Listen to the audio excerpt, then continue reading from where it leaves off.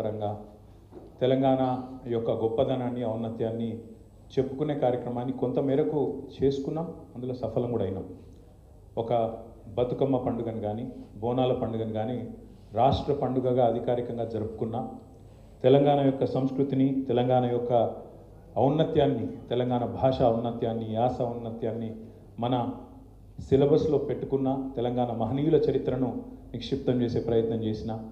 అదే మాదిరిగా మన విశ్వవిద్యాలయాలకి తెలంగాణలోని గొప్ప గొప్ప నాయకులు, గొప్పవారి పేరు పెట్టుకున్న. ఉదాహరణకు ప్రొఫెసర్ జయశంకర్ గారి పేరు మన వ్యవసాయ విశ్వవిద్యాలయానికి పెట్టుకున్న, పివి నరసింహారావు గారి పేరుని వెటర్నరీ విశ్వవిద్యాలయానికి పెట్టుకున్న, కాళోజీ గారి పేరుని మన హెల్త్ యూనివర్సిటీకి పెట్టుకున్న, కొండా లక్ష్మణ్ బాపూజీ గారి పేరుని హార్టికల్చర్ యూనివర్సిటీకి పెట్టుకున్న. ఈ రకంగా ఆ ప్రయత్నం కూడా కొంత జరిగింది. అదే మాదిరిగా కొత్త జిల్లాలు ఏర్పాటు చేసుకుంటే కుమరం భీం పేరు మనం ఆసిఫాబాద్ జిల్లాకు పెట్టుకున్నాం, జయశంకర్ సార్ పేరు భూపాలపల్లికి పెట్టుకున్నాం. ఆ రకంగా కొంత చరిత్రని మరి వెలుగెత్తి చాటుకునే ఒక ప్రయత్నం. ఎందుకంటే తెలంగాణ పోరాటంలోనే ఇక్కడి కల్చరల్ రెనెసాన్స్ కూడా ఒక అంతర్భాగం కాబట్టి ఆ ప్రయత్నం కూడా జరిగింది. ప్రపంచ తెలుగు మహాసభలు రెండవసారి పెట్టుకుందే మనం కేసీఆర్ గారి నాయకత్వంలో హైదరాబాద్లో ఎల్బీ స్టేడియం వేదికగా 3 రోజులు ఘనంగా పెట్టుకొని ఎంతోమంది కళాకారుల్ని, కవుల్ని వారిని పిలిచి సత్కరించి రచయితల్ని గౌరవించుకున్నాం.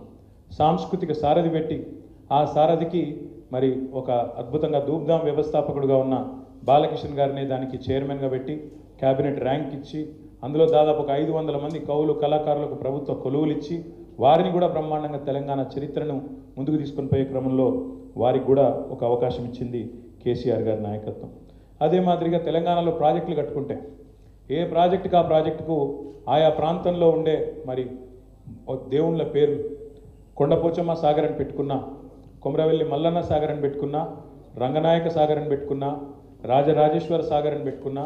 ఆ రకంగా మీరు చూసినట్టయితే సీతారామ ప్రాజెక్టు కానీ, అదే మాదిరిగా సమ్మక్క సారక్క బ్యారేజ్ కానీ, లక్ష్మీ బ్యారేజీ, సరస్వతి బ్యారేజీ, పార్వతీ బ్యారేజీ, ఈ రకంగా దేవుళ్ళ పేర్లతో ఎన్నడూ మనం మన పార్టీ నాయకుల పేర్లు పెట్టుకునే ప్రయత్నం చేయలేదు.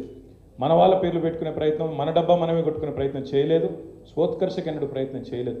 ఈ ప్రాంతం శాశ్వతం. ఎందుకంటే కేసీఆర్ గారు మాకు నేర్పిన సిద్ధాంతం ఒకటే, అధికారం శాశ్వతం కాదు, అధికారం శాశ్వతం కాదు, కానీ తెలంగాణ శాశ్వతం, తెలంగాణ చరిత్ర శాశ్వతం, తెలంగాణ యొక్క గొప్పదనం శాశ్వతంగా నిలవాలన్న ఒక ఆలోచనతోనే ఈ ప్రయత్నం చేసినాం తప్ప ఎన్నడూ కేసీఆర్ గారి పేరు పెట్టి ఒక కార్యక్రమం చేయాలనో, కేసీఆర్ గారి పేరు మీద ఇంకోటి చేయాలన్న ప్రయత్నం మేము ఎన్నడూ కూడా చేయలేదు. ఆయన ఇష్టం కూడా లేకున్నా కొన్నిసార్లు బలవంతంగా మేము పెట్టినాం.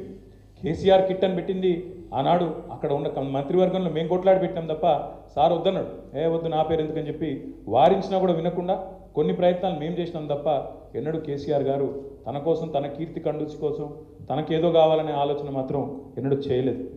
కాళోజీ కళాక్షేత్రం అని వరంగల్లో కట్టినా దాని తదుపరి ఇతర జిల్లాలకు కూడా కళాభారతి పేరిట నల్గొండలో కానీ, నిజామాబాద్లో కానీ కవులకు, కళాకారులకు, రచయితలకు, సాహితీవేత్తలకు పెద్దపీట వేయాలన్న ప్రయత్నం కేసీఆర్ గారు చాలా బలంగా చేసినారు. అదే మాదిరిగా గ్రంథాలయ సంస్థ అధ్యక్షుడిగా శ్రీధర్ గారు కూడా చాలా పెద్ద ఎత్తున ప్రయత్నం చేసినారు.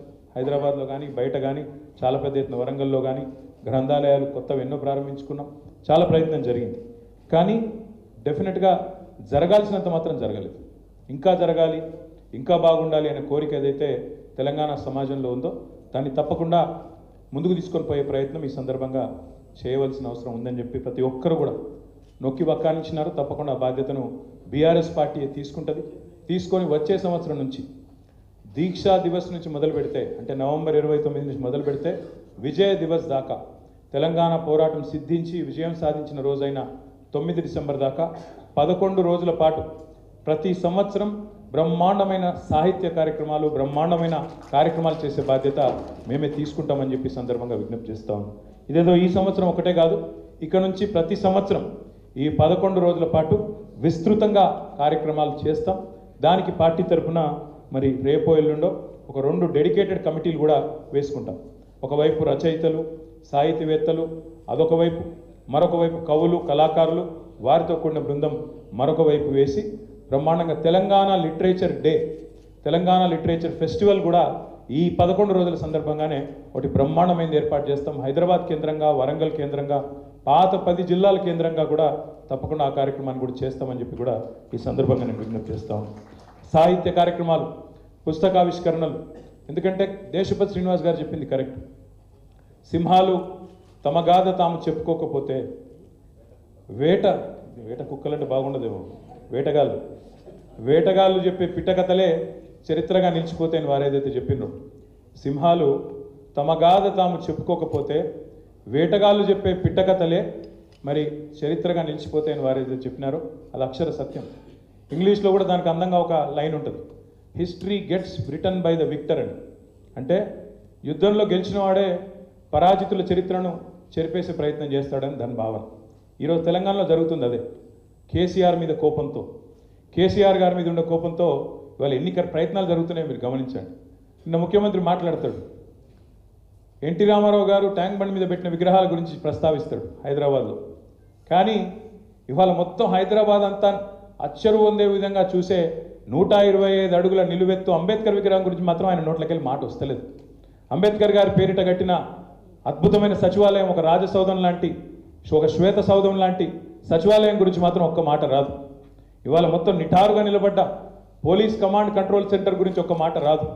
అద్భుతంగా హైదరాబాద్లో కట్టిన ఎన్నో, 1, 2 కాదు, ఎన్నెన్నో ఈ 10 ఏళ్లలో జరిగిన నిర్మాణాల గురించి మాత్రం మాట రాదు. ఎందుకంటే పరాజితుల చరిత్ర మలిపేయాలి, మరిపేసేదో మలిగిపోతుంది అనుకునే ఒక మూర్ఖపు ప్రపంచంలో ఈ ముఖ్యమంత్రి ఉన్నాడు. ఆయనకైనా ఇంకా మిగతా వాళ్ళనికైనా నేను చెప్పేది ఒకటే, కేసీఆర్ మీద కోపంతో సరే రాజకీయంగా మాటల దాడి చేయండి, మీకు వచ్చేటిదే బూతులు, మీకు తెలిసిన ప్రపంచమే గది. కానీ ఒకటి మాత్రం పక్కా, కేసీఆర్ మీద కోపంతో తల్లి రూపాన్ని మార్చే ప్రయత్నం చేస్తే మాత్రం చరిత్ర క్షమించదు. తెలంగాణ తల్లి రూపాన్ని మార్చే ప్రయత్నం, నాకు తెలియక అడుగుతా, వాళ్ళ భారతదేశంలోనే అత్యంత సుసంపన్నమైన రాష్ట్రం, నా లెక్క కాదు, రిజర్వ్ బ్యాంక్ ఆఫ్ ఇండియా లెక్క ప్రకారం తలసరి ఆదాయంలో ఇవాళ అన్ని రాష్ట్రాల కంటే ముందున్నది తెలంగాణ రాష్ట్రం.